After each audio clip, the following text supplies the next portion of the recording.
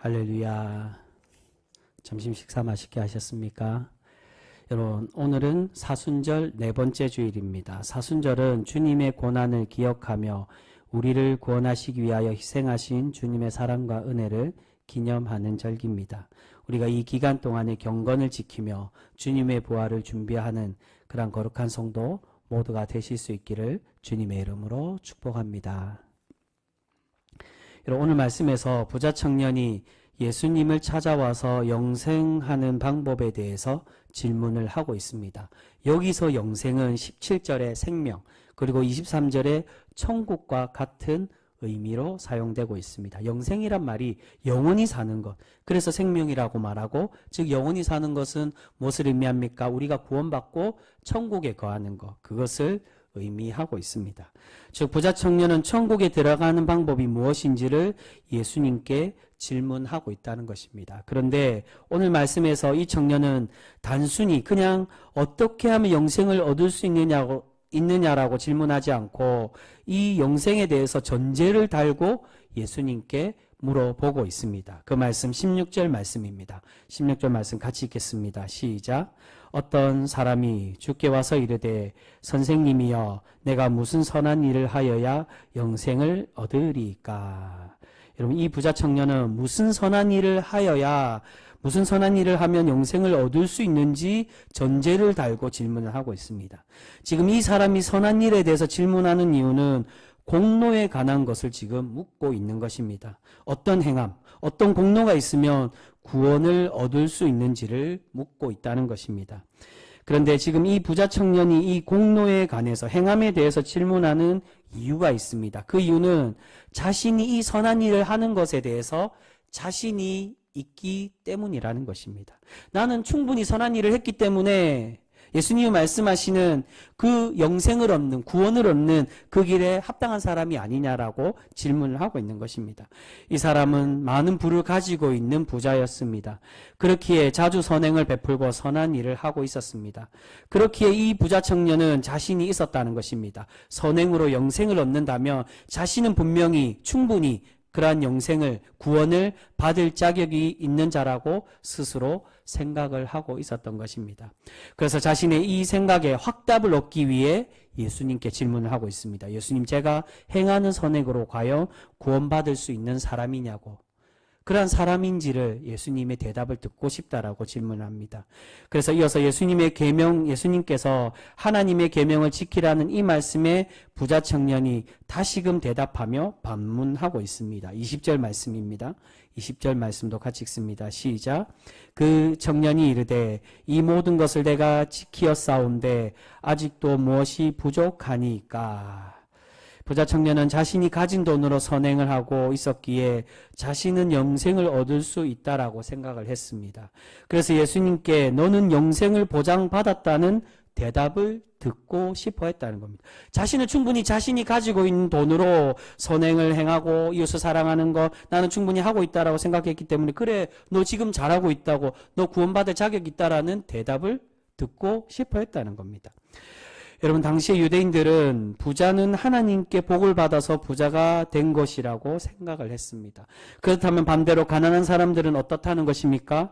하나님께 벌을 받아서 가난하게 사는 것이라고 생각을 했고, 바리새인들은 그렇게 가르쳤다는 겁니다.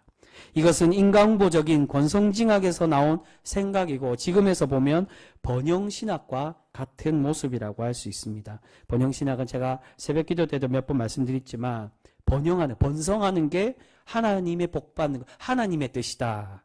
근데 여러분, 과연 그게 옳은 표현이고 옳은 생각일까요? 지금 부자 청년이 생각하는 것처럼 물질의 축복을 받고 그 물질로 선행을 하며 하나님께서 기뻐하시고 그 선행으로 인해 우리가 영생을 보장받을 수 있는 것일까요? 예수님은 그렇지 않다라고 말씀하십니다. 그래서 예수님께서 이어서 이렇게 말씀하십니다. 우리 30절 말씀입니다. 30절 말씀 같이 읽겠습니다. 시작. 그러나 먼저 된 자로서 나중되고 나중된 자로서 먼저 될 자가 많으니라. 아멘. 사실 오늘 말씀은 예수님의 따름에 대한 그 말씀과 쭉 이어집니다. 그래서 마무리 때 예수님이 이 말씀을 합니다. 천국의 영생에 보장된 사람이 어떤 사람이냐? 여기서 먼저 된다는 건 이 땅에서 먼저 된 자, 즉 이 땅에서 부자로 살아도 나중 될 수 있다는 겁니다. 하지만 반대로 이 땅에서는 가난하고 나중된 사람이 하나님 앞에 섰을 때 어떻게 된다는 것입니까? 이들이 먼저 된 자가 된다고. 이 땅에서 나중된 자, 가난하고 어렵고 힘들게 사는 사람이 하늘나라에 갔을 때는 하늘나라의 큰 자가 되고 먼저 하늘나라에 들어갈 수 있는 사람이 됨을 우리에게 말씀하고 계신다는 것입니다. 여러분, 왜 그럴까요? 우리는 이 땅에서 돈 많이 벌고 복을 받아서 선행으로 공로를 많이 쌓으며 하나님께서 기뻐하시고 천국이 보장될 것이라고 생각했는데 왜 예수님은 그렇지 않다라고 말씀하실까요? 그것은 우리의 주님은 이런 가난하고 소외된 사람들을 위해 이 땅에 오셨다라고 말씀해 주고 있기 때문입니다. 우리 주님은 병든 자, 죄인들을 구원하시기 위해 이 땅에 오셨기에 이 땅에서 이미 하나님의 복을 받은 사람, 부를 누리는 사람, 그런 부를 누렸지만 우리가 꾸어줄지언정 꾸지 않는 자가 되도록 그렇게 사명을 주신 것. 그것은 그 말씀은 구약의 신명기에서 말씀하신 그 내용은 우리가 부자 되게 하여 달라고 부자로서 살아서 우리가 떵떵거리며 자랑할 수 있게 해달라는 그걸 말하는 게 아니라 하나님이 복을 주신 그 사명의 삶으로 살아가라는 의미입니다. 우리가 부자 되게 하셨다면 너희가 꾸어주는 삶으로 살라고. 꾸어줄지언정 꾸지 않는 삶을 산다는 건 꾸지 않도록 그런 상황을 열어주셨다면 너희가 나누고 베풀고 살아가라고 그렇게 말씀해주고 있는 것입니다. 여러분, 그렇다면 우리가 부자로서 선을 행하고 하나님의 말씀을 실천하는 것이 과연 전혀 필요 없다는 그런 뜻일까요? 그렇지는 않습니다. 지금 예수님께서 이 부자 청년에게 말씀하시고자 하는 것은 내가 선을 행할 때 진정한 사랑의 마음으로 참되게 선을 행하지 못하고 있다고, 너는 참 선을 행하라고 그렇게 말씀하고 계시는 것입니다.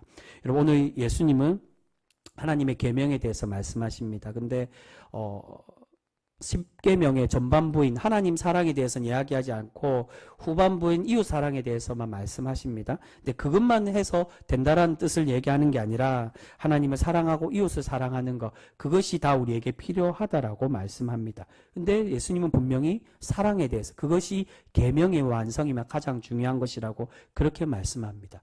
근데 부자 청년은 내가 지금 그렇게 행하고 있다라고 말씀하는데, 그렇게 예수님께 고백하는데 왜 예수님은 이 부자 청년이 틀렸다라고 말씀합니까? 그의 중심이 잘못되었기 때문입니다. 그 말씀 21절에 말씀합니다. 21절도 우리 같이 읽겠습니다. 시작. 예수께서 이르시되 내가 온전하고자 알진대 가서 내 소유를 팔아 가난한 자들에게 주라. 그리하면 하늘에서 보화가 내게 있으리라. 그리고 와서 나를 따르라 하시니. 아멘. 어떻게 말씀하십니까? 초반에 내가 온전하고자 할진대, 지금 청년이 온전하지 않다는 겁니다. 내가 행하는 성과 실천은 완전하지 못함을 말씀하고 있습니다. 당시에 많은 부자들은 자신이 가진 많은 것 중에 일부만 적선하듯 베풀고 나누면 선을 다 행한 것으로 그렇게 생각하고 있었습니다. 그런데 예수님은 지금 그것을 진정한 선을 행하고 사랑을 베푸는 것이 아니라고 말씀하십니다. 진정한 선행, 진정한 사랑의 실천은 아까워하지 않고 두 주인을 섬기지 않는 것, 즉 하나님께서 내려주신 모든 것을 하나님의 것임으로 믿고 하나님께 돌려드리며 나누며 드리고 살아가야 됨을 우리에게 말씀하고 계신다는 것입니다. 여러분, 여기서 예수님은 청지기의 삶을 요구하고 계십니다. 그런데 이 말씀에서 우리가 자칫 오해하면 이 부자 청년에게 주고 있는 이 교훈처럼 이 청년뿐만 아니라 우리 모두가 우리가 가진 모든 재산과 모든 것을 다 팔아서 하나님께 바치거나 가난한 이웃에게 다 나눠주라는 그러한 교훈으로, 보편적인 일반적인 교훈으로 생각하기가 쉽다는 겁니다. 하지만 오늘 말씀은 그런 종말론적인 말씀으로 오해해서는 안 됩니다. 이 말씀을 듣는 이 청년의 중심이 두 주인을 섬기는 마음이기 때문에 예수님은 그렇게 말씀하는 것이지, 우리 모든 사람들에게 동일하게 너희가 다 팔아서 다 그렇게 하면 하나님 기뻐하신다, 그렇지 않다는 겁니다. 그렇게 다 팔고 다 나누어도 우리 중심에 하나님을 진정으로 사랑하고 주님의 진정한 그 율법의 주님의 말씀이 우리 중심에 없다면 다 팔고 다 나누어도 그것이 소용없다는 겁니다. 여러분, 마태복음 6장 24절에 예수님께서 어떻게 말씀하십니까? 두 주인을 섬기지 말라라고 말씀합니다. 우상이 될 수 있는 재물, 그 만몬과 하나님을 겸하여 섬길 수 없음을 말씀합니다. 그런데 지금 이 부자 청년은 어떻게 하고 있다는 겁니까? 하나님과 재물을 겸하여 섬기고 있습니다. 이 청년이 선한 청지기, 정말 선한 청지기가 되어서 자신이 가지고 있는 재물이 모두 다 하나님의 것이고 하나님께서 맡기신 것임을 믿었다면 예수님의 이 명령에 아까워하지 않고 분명히 순종할 수가 있었을 것입니다. 왜 이 부자 청년이 근심하며 돌아갔습니까? 그의 중심에는 하나님이 진정한 자신의 주인이 아니라 이 물질이 주인이 되어 있었기 때문입니다. 이 청년은 신앙과 재물을 별개로 생각하고 있었습니다. 재물은 하나님의 것이 아니라 자신의 것이며 하나님이 주인된 삶이 아닌 재물이 주인된 삶으로 살아가고 있었다는 것입니다. 그래서 예수님께서 이어서 제자들에게 이러한 부자 청년에 대해서 경고하시며 우리에게 교훈으로 가르쳐 주고 계십니다. 그 말씀이 23절과 24절 말씀입니다. 우리에게 너무나도 잘 알려져 있는 말씀이죠. 23절, 24절 말씀 우리 같이 읽도록 하겠습니다. 시작. 예수께서 제자들에게 이르시되 내가 진실로 너희에게 이르노니 부자는 천국에 들어가기가 어려우니라.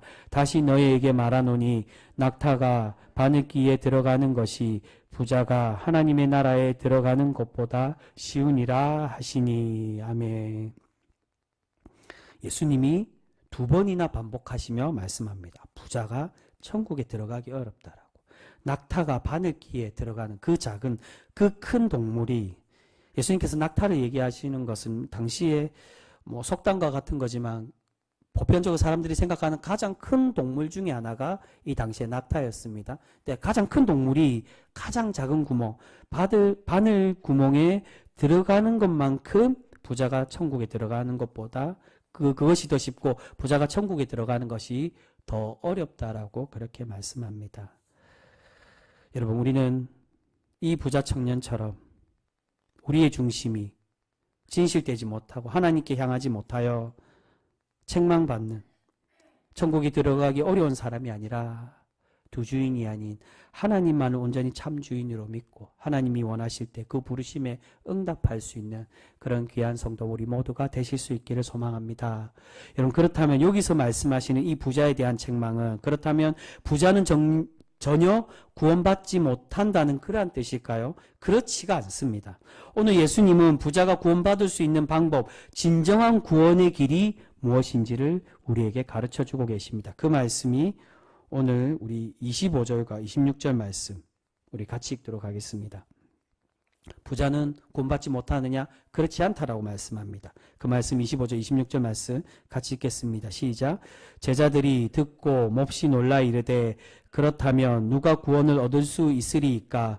예수께서 그들을 보시며 이르시되 사람으로는 할 수 없으나 하나님으로서는 다 하실 수 있느니라. 아멘. 제자들이 도대체 그렇다면 누가 구원을 받을 수 있냐고. 당시에 제자들도 마찬가지지만 유대인들은 많은 부를 누리면 하나님께 복을 받은 사람, 천국이 보장되었구나. 왜냐하면 그것으로 선을 행하고 나누었기 때문에 가난한 사람들보다는 더 하늘나라의 큰 상급으로 보장받고 천국의 영생을 얻는 사람이 되겠구나라는 상식과 그런 생각들을 많이 가지고 있었다는 겁니다. 근데 그 생각이 틀렸다라고 예수님이 얘기를 하시자 제자들도 놀라며 질문을 하고 있습니다. 예수님, 도대체 그렇다면 천국에 누가 들어갈 수 있냐고. 어떻게 하면 천국에 들어갈 수 있냐고. 그 질문에 예수님이 대답을 하시는 겁니다. 사람으로는 할 수 없으나 하나님으로는 할 수 있음을 우리에게 말씀합니다. 여러분, 무슨 뜻입니까? 이 말씀은 우리의 구원은 누구에게 달려있다고요? 하나님께 달려있다는 겁니다. 우리가 구원받는 건 우리의 행위나 우리의 선함이 아니라 그 선함의 중심이 우리가 진실되게 있다면 그것을 기뻐 받으시고 칭찬하시고 하나님의 하늘나라의 상급으로 사용하시지만, 그러나 우리의 구원의 모든 기본적인 그 구원의 답은 무엇으로 된다고요? 하나님의 은혜로 말미암아 우리가 구원받을 수 있음을, 우리의 공로가 아니라 우리의 헌신이 아니라 오직 하나님이 우리를 향하신 그 은혜와 사랑으로 구원받게 됨을 우리에게 말씀해 주고 있다는 것입니다. 여러분, 분명히 두 주인을 섬기고 아까워하고 재물의 종으로 사는 삶은 영생에 이르지 못하는 삶이 되는 것입니다. 오늘 예수님은 그것을 말씀합니다. 하지만 하나님께서 우리에게 은혜 주시고 우리를 변화시키실 때 우리가 하나님이 기뻐하시는 삶으로 변화되고 하나님을 주인으로 섬기는 그러한 복된 사람, 천국의 백성으로 우리를 삼으시고 세워가게 되는 줄 믿습니다. 오늘 예수님은 바로 그것을 우리에게 말씀하고 계십니다. 우리의 진실함이 없는 공로나 행함이 아니라 하나님과 이웃을 진정으로 사랑하고 나의 구원이 하나님께 달려 있음을 믿고 주님을 쫓아가는 삶, 주님만이 우리의 주인 된 삶으로 살아갈 때 우리가 하나님의 참 구원을 얻는 백성이 될 수 있음을 우리에게 말씀해 주고 계십니다. 그래서 이어서 나오는 낙타에 대한 이야기 이후에 이어서 나오는 따름에 대한 보상, 너희가 주님을 따랐기에 천국의 주인 되신 예수 그리스도를 쫓아 살아가고 그 부자들과 같이 떵떵거리며 이 땅에서 살아간 것이 아니라 비록 이 땅에서는 나중된 자로 그렇게 주님의 그 십자가의 길을 쫓아 살아가고 주님의 그 복음을 위하여 헌신할 때 하늘나라에 갔을 때 하나님의 상급과 그 구원이 보장된다라고 우리에게 말씀해 주고 있습니다. 우리의 열심과 우리의 헌신도 분명히 필요합니다. 근데 그 헌신과 열심이 중심에 뭐가 있어야 된다는 것? 진실된 마음. 부자들이 하는 것처럼 자기가 가진 것 중에 적은 것 하나 적선하듯이 아무런 감동 없고 사랑의 그런 마음 없이 베푸는 그러한 선행이 아니라 진정으로 하나님을 사랑하고 내 것을 아까워하지 않고 하나님의 것으로 믿고 우리가 나눌 때 다 나누라는 게 아니라 하나님의 것으로 믿고 우리가 정성 다하여 그렇게 함께 나누고 섬기고 우리가 사랑할 때 주님이 우리를 구원의 백성으로 기뻐하시고 우리를 받아주심을 말씀하고 있습니다. 사랑하는 성도 여러분, 오늘 예수님께서 그렇게 우리가 진정으로 구원받는 길을 제시하고 계십니다. 그것은 주님이 우리의 참 주인이심을 깨닫고 주님을 온전히 따라 살아갈 때 우리에게 복 내려주시고 하늘에서의 큰 자, 천국에서 먼저 된 자로 우리를 세워가 주실 줄 믿습니다.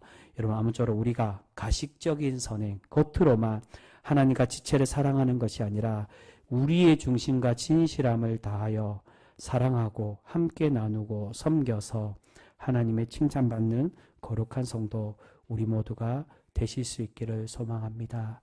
여러분, 당부드리는 것은 우리가 제가 계속 이 낮예배 때도 그런 말씀 드리고 또한 특별히 지난주 시간에도 그렇게 말씀을 드렸습니다. 우리가 나에게 필요한 거, 내가 하고 싶은 거, 내가 만족하는 거, 그것을 할 때 하나님이 기뻐하신다는 게 아닙니다. 주님이 왜 십자가의 길을 가셨습니까? 예수님이 내가 십자가의 그 영광된 길이어서 내가 이 살아가는 거 하나님이 영광되겠지. 나는 죽어도 다시 사니까 이 길 그냥 쉽게 가는 길이라고 그렇게 생각하셔서 그 십자가의 길을 가셨습니까? 그렇지 않다는 겁니다. 주님도 완전한 신이시지만 완전한 인간이셔서 그 십자가의 길이 너무나도 고통스러워서 겟세마네 그 동산에서 땀이 피가 되도록 하나님께 간절히 기도하여 그렇게 하나님께 부르짖고 하나님께 매달려셨던 분이 바로 예수님이셨습니다. 그만큼 고통받는 길이고 너무나도 고난 그 고통의 심중에 너무나도 그 고통이 커서 하나님께 그렇게 간절히 기도했던 분입니다. 그런데 예수님은 어떻게 하셨다는 겁니까? 불편하고 그 어려운 길이지만 예수님은 그 십자가의 길을 가셨습니다.